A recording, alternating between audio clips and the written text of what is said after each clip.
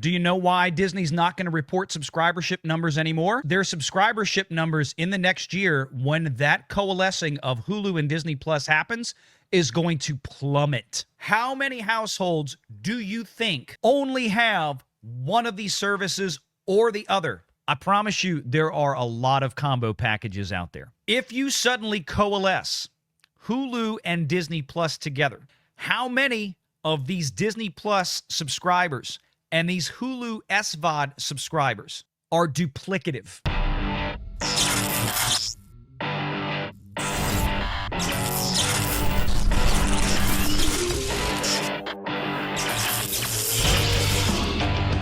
Renegade Online.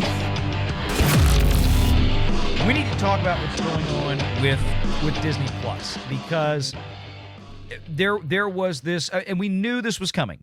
We absolutely knew that this was coming. And let me show you what I'm talking about here real quick. Pro and I have been talking about this for some time, and I think the writing has long been on the wall that once the acquisition of Hulu was complete, that was effectively going to be the end of Hulu. So here you go. Let me show you what I'm talking about.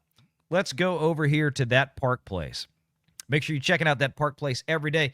Disney Plus and Hulu to merge in December, the details. And in this article, basically, it was being called out that Disney Plus would eventually just absorb Hulu into the mix. This was in August of 2023. This is exactly 2 years ago, Friday this week. We called it.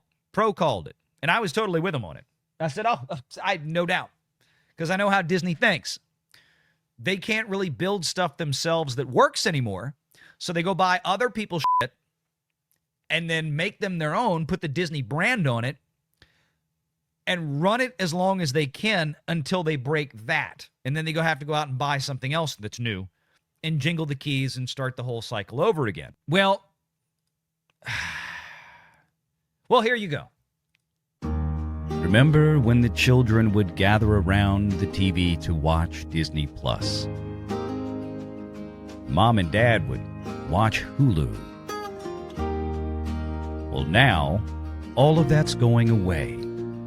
From the company who's brought you so many bad ideas like Disney Star Wars and post-in-game Marvel, the Walt Disney Company will now bring you a new streaming service. But don't worry. We'll still have all your favorites, and we'll still have great programming, even for the modern audience. Coming in 2026, like a long-lost friend on the other end of the telephone line. Who dis? That's right, Disney's new streaming service, because we simply can't hide the billions of dollars of losses on Disney Plus by itself anymore. Okay, so there's your new Disney streaming service. So anyway, all right, I've gotten it out of my system for now. This just might be one of the worst ideas they've ever had. HBO, Warner Brothers, just experimented with this to a far lesser and far less risky extent by rebranding HBO into Max. And then a year or two later, they realized, okay, this didn't work out like we thought it would. So we're going to go back. We're going to call it HBO Max again. They're going to collapse Hulu down into Disney Plus, and it's just going to be Disney One or Disney Max or Disney. They're going to leave it as Disney Plus. I think it's a massive mistake. I think it's a huge marketing mistake. The problem is that, like we said before, the whole reason that Disney has kept the separate books concealed from the public eye, there has to be a reason, right? Like if streaming was all of a sudden doing great and we're on the right track, hey, here's what Hulu's doing. Look at all, we're going to pay $10 billion to get the other 33% of Hulu that we don't own. Why not tell people, well, how much revenue is Hulu generating? How much profit is Hulu generating? Disney has never discussed that publicly. Not ever. Because then it would also force them one way or another to have to reveal what Disney Plus is doing or not doing. And I can almost promise you is what it's not doing. Disney consuming all of their own theatrical content in perpetuity on Disney Plus. They're paying themselves for that. They're swiping that Disney Plus credit card. And then you've got the cost of all these ridiculous shows that nobody's watching on Disney Plus. That's really part of the problem. I think that what you've got here, and I know a lot of people like to argue this. No, Disney Plus is profitable. The earnings reports say so. No, they really don't. They really, really don't. And I want to give you guys some food for thought, and y'all tell me what you think when I'm done. Okay? What I'm going to do is I'm going to pull this back up. I'm going to show you a couple of things here. All right? So we're still on content sales and licensing. Let me scroll down. We talked about the subscribership on Disney Plus. Basically, quarter over quarter, it did not move an inch. Did not move an inch. You got Hulu out there, which moved a teeny bit. It went up about 900,000 subscribers. Hulu Live actually lost 100,000 subscribers. So did people dump Hulu Live? Did they lose 100,000 members of Hulu Live that then just signed up for Hulu? And then the rest of them, they went off to YouTube TV or something? Or they went back to a cable service? I don't know. But they lost.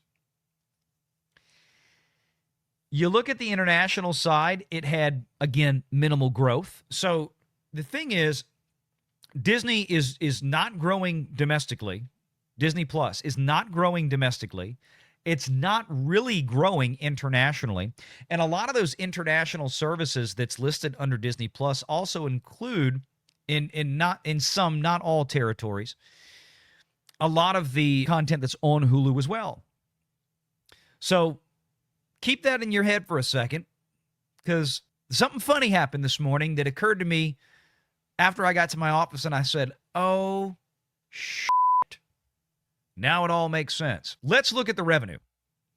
Again, direct to consumer. This is not Disney Plus.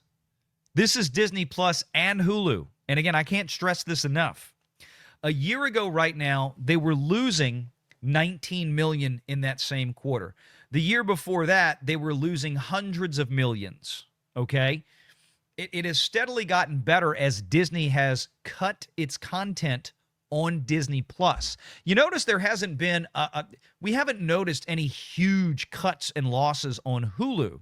There have been no major marketed television shows, at least. Nothing like you see with Star Wars and Marvel stuff that goes on Disney Plus that has been slashed or burned at Hulu that I can recall. The overwhelming cuts seem to have come, or at least the most overwhelmingly visible ones, have seemed to come from Disney Plus. Look at the revenue. It's only up about $300 million compared to the same point last year. Okay? $5.8 billion in 2024. Because again, these are in millions. $5.8 billion in 2024. And then $6.176 billion in 2025. Basically, the increase in operating revenue accounted almost exclusively for the entirety of the operating income shift, right? About 370 million. 370 million in additional revenue. And you have about 365 million improvement in operating income. What did they do with Disney Plus and Hulu in the last year? They jacked the prices up. Something tells me they're still spending the same amount of too much money on things that nobody's watching, because a lot of that hasn't caught up yet. We're going to start seeing that more in fiscal 26, where the number of Marvel shows and Star Wars shows are about to just fall off a cliff, right? There's no Acolyte, there's no Skeleton Crew, there's some cartoons and stuff now, and really low budget garbage like Echo or stuff like this, okay? That kind of thing. It's still not bringing in great viewership, by the way, if any. So almost the entire operating income shift from this time last year to this year is almost 100% attributable simply to the revenue increase. It's a little too coincidental. It's real close. And again, that came with price increases. And they tell you here, subscription revenue growth attributable to higher effective rates, pricing, an increase in subs. Although, let's be honest, not a whole lot. We pulled that up earlier when we went back to 2024. It's only a couple of million in the absence of the Star India subscription revenue. Unfavorable foreign exchange, a decrease in programming and production costs, right? So they cut the cricket thing out, the Star India thing. We knew about that a while in advance, but there's more to it than that. Lower marketing costs. I think that has to do with the fact that Disney is not spending like they used to because they've started to realize that they're not going to get the audiences for things like Ironheart no matter what they do. At least I hope they've realized that. Look at the numbers here, once again, for Disney Plus and Hulu. What do you notice? I'm hoping that you notice when it comes to when you look at domestic Disney Plus and Hulu SVOD, which are the two most comparable numbers on the chart, because both of those numbers basically cover North America, US, and Canada, right? 57.8 million Disney Plus and 51.2 million for Hulu. In other words, Disney Plus only has about, let's call it 11-12% maybe, more subscribers than does Hulu SVOD. Hold that thought. Now, what does Disney usually boast when we talk about the key metrics here, or when we talk about how well it's done? Let's go back and look at the executive commentary. Trying to see if I'm pretty sure he had it in here. They usually boast they have, 120, 150 million streaming subscribers, right? 120 or 150 million streaming subscribers. We've heard these numbers from Disney for a while. They kicked out Star India. They readjusted that. They've always given us a total streaming number. Let's go back over here.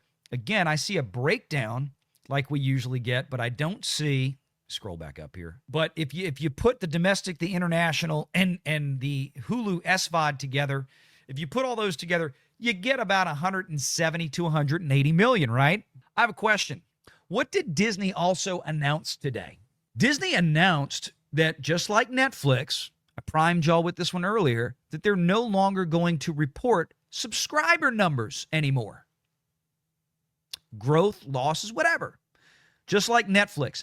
Remember, though, Netflix, like I said earlier, is a far more mature, and has been for a long time, a mature streaming service with lots and lots of cash flow and a boatload of profits.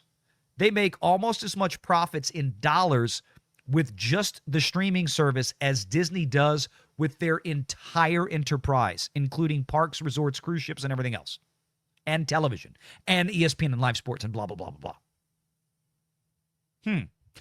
Why would Disney suddenly decide they no longer want to they no longer want to list subscribership numbers and growth? Is it because they feel like they've matured in terms of an overall number at 180 million? I mean, Netflix didn't do that till like they were over 250 or something along those lines. And we still get kind of updates. Hey, we hit 300 million. Oh, okay, never mind. Now we hit 350. Let me tell you why the Walt Disney Company is setting it up now so that they're no longer going to report subscribership numbers. Watch this one more time and let's see who gets it. Remember when the children would gather around the TV to watch Disney Plus? Mom and Dad would watch Hulu. Well, now, all of that's going away. From the company who's brought you so many bad ideas like Disney Star Wars and post-in-game Marvel, the Walt Disney Company will now bring you a new streaming service. But don't worry, we'll still have all your favorites, and we'll still have great programming, even for the modern audience. Coming in 2026, like a long-lost friend on the other end of the telephone line. Who dis? That's right, Disney's new streaming service, because we simply can't hide the billions of dollars of losses on Disney Plus by itself anymore. Do you get it? Do you know why Disney's not going to report subscribership numbers anymore?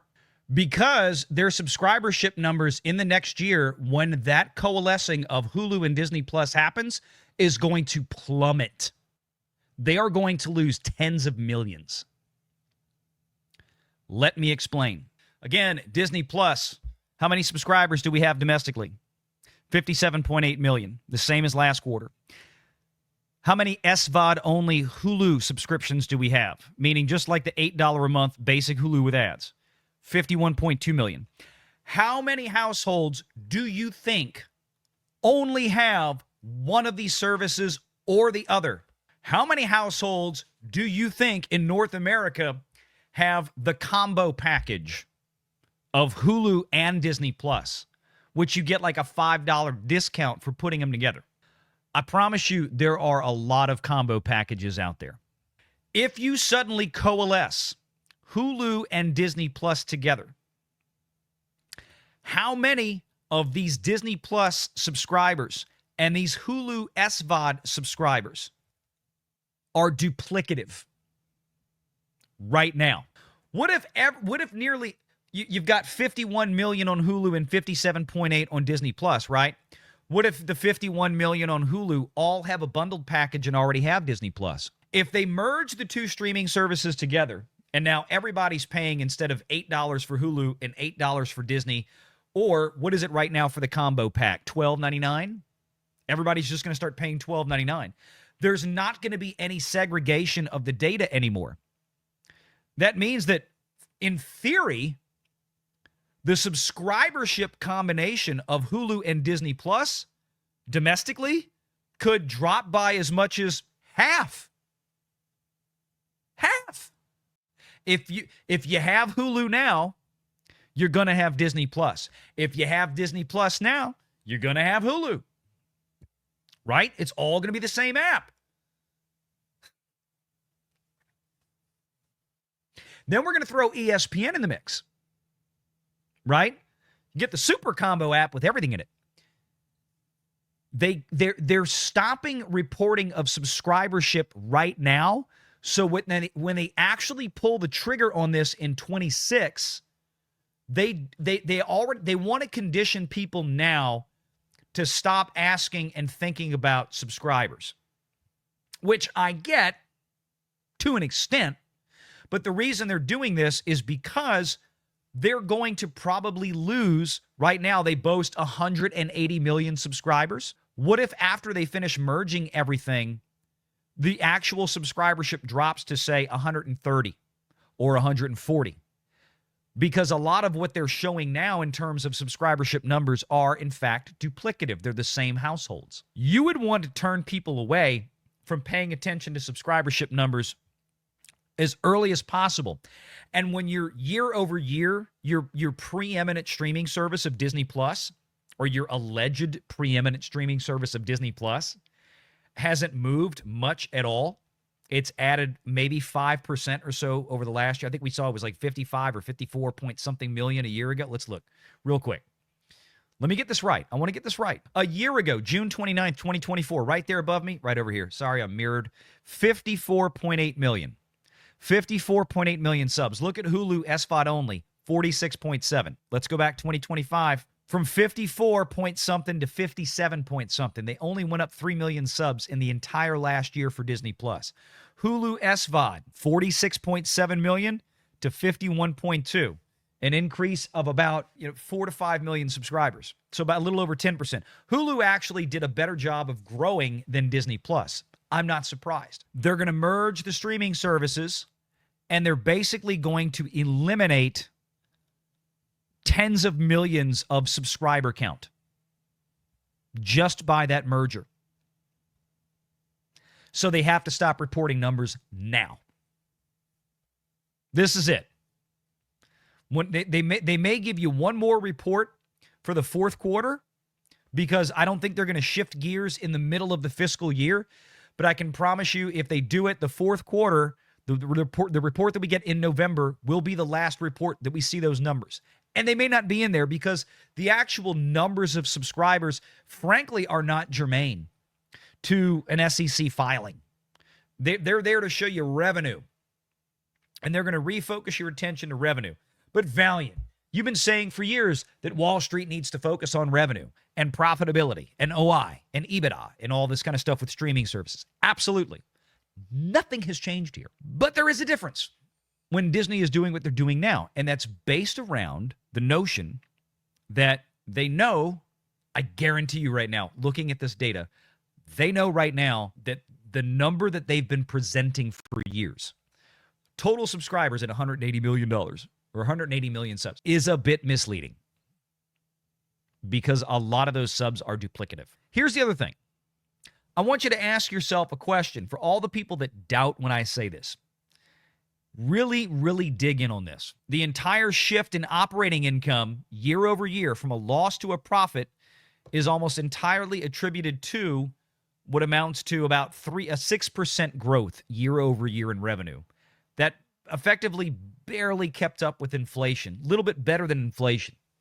And that was because of Disney price increases mainly. You know, like I said earlier, we've always talked about how Hulu has long been thought of as being very profitable and lucrative, and Disney Plus not.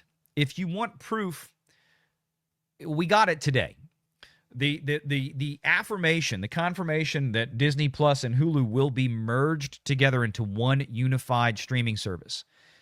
And the fact that Disney has never shown us separate numbers in all these years for, Disney Plus versus Hulu versus ESPN, and they kept recasting financials and moving things around so it was much harder to track. Now we're going to merge them. We'll never know how bad Disney Plus was by itself all these years. I promise you it's atrocious. Here's why. Ask yourself a question. Would the Walt Disney Company have spent the last year and a half, 2 years, doing the final acquisition for $10 billion of the 33% share of Hulu that they still didn't own from Comcast? And they were anxious to get their hands on it. They didn't even question, we want it, right? The same company, Disney, also spent $70 billion to buy out Fox back in 2018. How much of that Fox acquisition price was attributable to the value of Hulu, the shares of Hulu that Fox owned? Maybe another $8 to $10 billion. So would a company like Disney, who has obviously, like many companies in the last several years, but especially them, have been struggling through things to try to get this to work as they have declining linear broadband assets, why would they jump both feet in to trying to acquire another streaming service that was everybody else's stuff by and large? If they had one of their own with their own IPs at a much lower internal cost of operation, Disney Plus, if they had done it right. Why, if Disney Plus was so successful and making a ton of money, would they bend over backwards and spend maybe in the aggregate $20 billion to buy the pieces of Hulu in the last 5 or 6 years that they didn't already own? I think we all know the answer now. The answer now is that Disney Plus has been, and it's fair to say is confirmed, considering the performance of their most expensive properties from Marvel and Star Wars consistently have been poor, with the exception of Mando season 1 and 2, and maybe one other, something like the Obi-Wan series did decent, but nothing anywhere near a juggernaut. Disney Plus must be losing a fortune. Imagine spending $20 billion to get the pieces of Hulu you don't own to buy a streaming service like Hulu if it was losing money, or if it was only making $1 billion a year in profit. If Hulu was only profiting, say, $1 billion a year, would Disney really spend, in essence, 30 times forward earnings, or 30 times forward profit margin? Better yet, I should say, 30 times forward profits to acquire Hulu? I doubt it. That would be a really, really shitty financial decision. They bought Hulu out because they know Hulu is a profit machine. It is an ad revenue machine.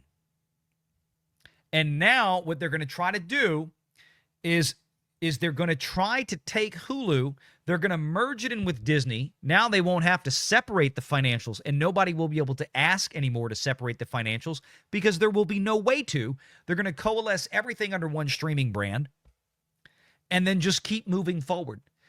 And everybody thinks that, basically this will be much easier for the Walt Disney Company to continue to hide the failures of the Disney products themselves inside of Hulu. Now, what do we always say? It always works right up until the point where Disney and Bob Iger break it. Make sure you're subscribed to Valiant Renegade and join us every Sunday at 6 p.m. Eastern for the live show.